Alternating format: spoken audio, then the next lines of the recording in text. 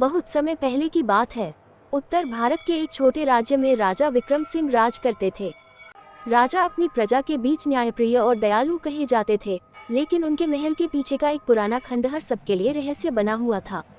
कहते थे कि उस जगह पर रात होते ही अजीब आवाजें आती थी, कभी रोने की, कभी हंसने की। गांव वाले उस खंडहर के पास जाने से भी डरते थे, पर राजा को हमेशा ये बात खटकती रहती कि आखिर उनके ही महल के हिस्से में ऐसा रहस्य क्यों छिपा है। एक दिन उन्होंने निश्चय किया कि वे खुद इस रहस्य को सुलझाएंगे।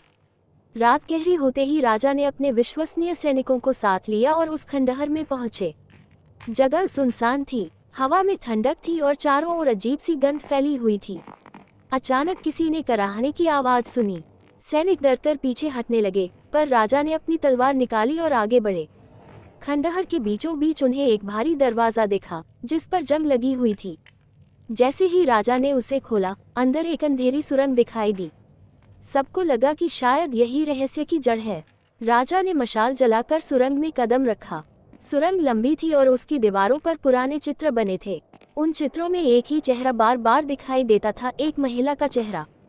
सैनिकों को लगा कि यह कोई साधारण महिला नहीं, बल्कि राज्य के इतिहास से जुड़ा रहस्य है।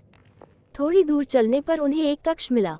उस कक्ष में एक पत्थर की मूर्ति रखी थी, जिसकी आंखों से पानी जैसा तरल बह रहा था, मानो वह रो रही हो। तभी कक्ष में अचानक से ठंडी हवा चली और एक स्त्री की आवाज गूंज उठी, राजा विक्रम, तुम यहाँ क्यों आए हो? सैनिक भयभीत हो गए और भागना चाहने लगे, लेकिन राजा ने साहस दिखाया और कहा, कौन हो तुम? सामने आओ। तभी धुएं से एक महिला का स्वरूप प्रकट हुआ। वह वही चेहरा था जो चित्रों में देखा गया था। उसने कहा, मैं इस राज्य की पुरानी रानी हूँ। मुझे धोखे से मारा गया था। मेरी आत्मा को शांति तभी मिलेगी जब सच्चाई सबके सामने आएगी। राजा स्तब्ध रह गए। उन्होंने पूछा, किसने ये षड्यंत्र रचा था? महिला ने धीमे स्वर में कहा, तुम्हारे महल का एक ही आदमी, मंत्री। उसी ने मेरी हत्या करवा दी ताकि वह सत्ता पर कब्जा कर सके। राजा ने ये सुनते ही प्रण किया कि अब वे इस राज को सबके सामने लाएंगे।